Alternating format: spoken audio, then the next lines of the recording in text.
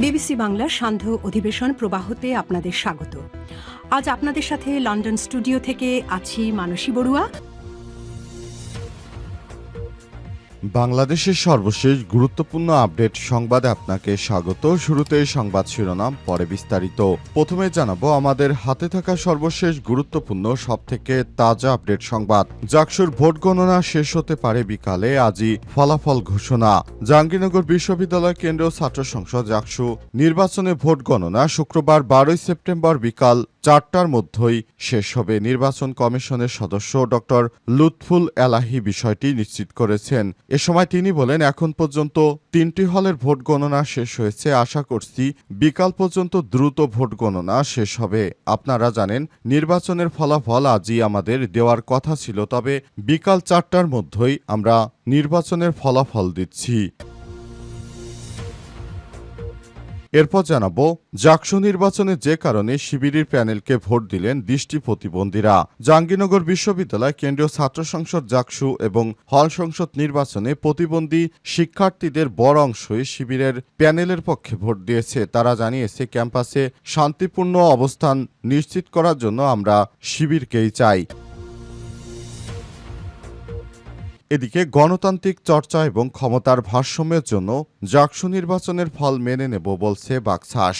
জাহাঙ্গীরনগর বিশ্ববিদ্যালয় কেন্দ্রীয় শিক্ষার্থী সংসদ জাকসু নির্বাচনকে ত্রুটিযুক্ত দাবি করেছে বাংলাদেশ গণতান্ত্রিক ছাত্র সংসদ বাকছাস। তবে ক্যাম্পাসে গণতন্ত্র চর্চা ও শিক্ষক শিক্ষার্থীদের মধ্যে ক্ষমতার ভারসাম্যের জন্য নির্বাচনের ফল মেনে নেওয়ার কথা জানিয়েছে বাকছাসের জাবির সদস্য সচিব আবু তৌহিদ মোহাম্মদ সিয়াম।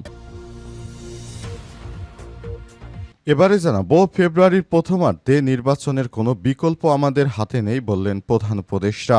আগামী ফেব্রুয়ারির প্রথমার্ধে আমরা জাতীয় নির্বাচন করব, কেবল একটি সাধারণ নির্বাচন নয়, এটি হবে সবথেকে সুষ্ঠু এবং ফেয়ার ইলেকশন বলে মন্তব্য করেছেন তিনি আরও বলেন, আগামী ফেব্রুয়ারির প্রথমার্ধে নির্বাচন ছাড়া আমার হাতে কোনো বিকল্প নেই। এবং সর্বশেষ জানাবো জাকসু নির্বাচনে দায়িত্ব পালনকালে পোলিং অফিসারের মৃত্যু।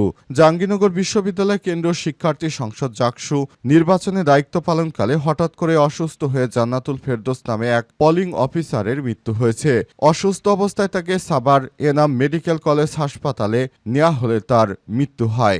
জাবির চারুকলা বিভাগের সভাপতি সহযোগী অধ্যাপক শামীম রেজা বিষয়টি নিশ্চিত করেছেন। জান্নাতুল ফেরদৌস জাহাঙ্গীরনগর বিশ্ববিদ্যালয়ের চারুকলা বিভাগের সহকারী অধ্যাপক। প্রিয় দর্শক, এতক্ষণ শুনছিলেন সংবাদ শিরোনাম, এবারে বিস্তারিত।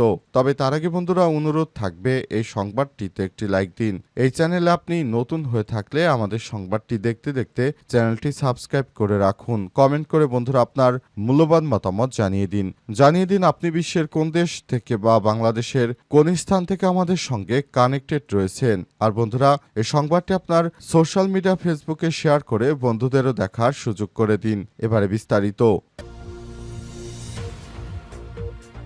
জাকসুর ভোট গণনা শেষ হতে পারে বিকাল 4টায়। জাহাঙ্গীরনগর বিশ্ববিদ্যালয় কেন্দ্রীয় ছাত্র সংসদ জাকসু নির্বাচনে ভোট গণনা শুক্রবার 12 সেপ্টেম্বর বিকাল 4টায় শেষ হতে পারে বলে জানিয়েছেন নির্বাচন কমিশনার সদস্য ডক্টর লুৎফুল এলাহি। বৃহস্পতিবার 11 সেপ্টেম্বর দিবাগত রাত 3:30টার দিকে বিশ্ববিদ্যালয় সিনেট ভবনে সংবাদকর্মীদের এই তথ্য কমিশনের সদস্যরা নিশ্চিত করেছেন। এ সময় তিনি বলেন, এখন পর্যন্ত 3টি হলের ভোট গণনা শেষ হয়েছে। সারা রাত ভোট গণনা করা হয়েছে। দ্রুত ভোট গণনা সম্পন্ন করার জন্য সকালে অভিজ্ঞ জনবল আনার কথা ভাবছে কমিশন। এর আগে রাত 10:10টার দিকে ভোট গণনা শুরু করা হয়। ম্যানুয়ালি এই ভোট গণনা এলইডি স্ক্রিনে দেখানো হচ্ছে। সেখানে বসে শিক্ষার্থীরা পাহারা দিচ্ছেন। বিশেষ করে সারা রাত সেখানে নারী শিক্ষার্থীরা প্রতিটি হলের সামনে তারা পাহারা দিচ্ছেন।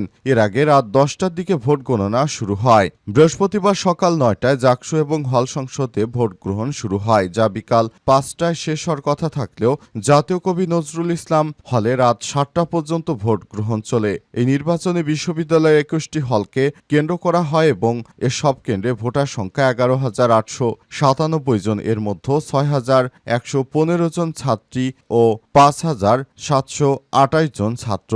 এই নির্বাচনে যারা দায়িত্ব পালন করেছেন এবং যারা পোলিং কর্মকর্তা ছিলেন তারা সবাই জানিয়েছে এই নির্বাচন অত্যন্ত সুষ্ঠু হয়েছে। তবে বিএনপির প্যানেল থেকে নির্বাচনকে বর্জন ঘোষণা করা হয়েছে। শিবিরের অভিযোগ, এই নির্বাচনে বিএনপির প্যানেল বুঝতে পেরেছে তারাই নির্বাচনে হেরে যাবে, সুতরাং এ কারণে তারা এই নির্বাচন বর্জন করার মতো একটি সিদ্ধান্ত গ্রহণ করেছে। যদি তারা জানতো নির্বাচনে তারা জিতবে, তাহলে তারা সব জায়গায় দেখিয়ে দিত তারা এই নির্বাচনে স্বতঃস্ফূর্তভাবে অংশগ্রহণ করছে এবং নির্বাচনের ফলাফল ঠিক আছে। তারা জিতবে না বিদায় তারা এই নির্বাচনকে বয়কটের মতো সিদ্ধান্ত গ্রহণ করতে শুরু করেছে, যেটা খুবই ঘৃণিত কাজ।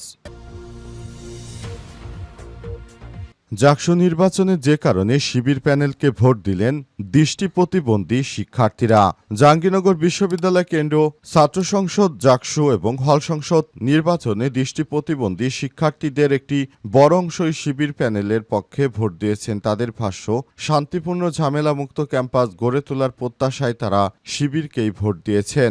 এই দৃষ্টি প্রতিবন্ধী শিক্ষার্থীরা বলেন, শিবির প্যানেল আমরা ভালোভাবে দেখি, কারণ ওরা স্বচ্ছ, সুন্দর, ওরা কোনো সময় চাঁদাবাজির সঙ্গে যুক্ত নয়। আমি শান্ত একটি ক্যাম্পাস চাই, এখানে কোনো ঝামেলা বা জটিলা থাকবে না।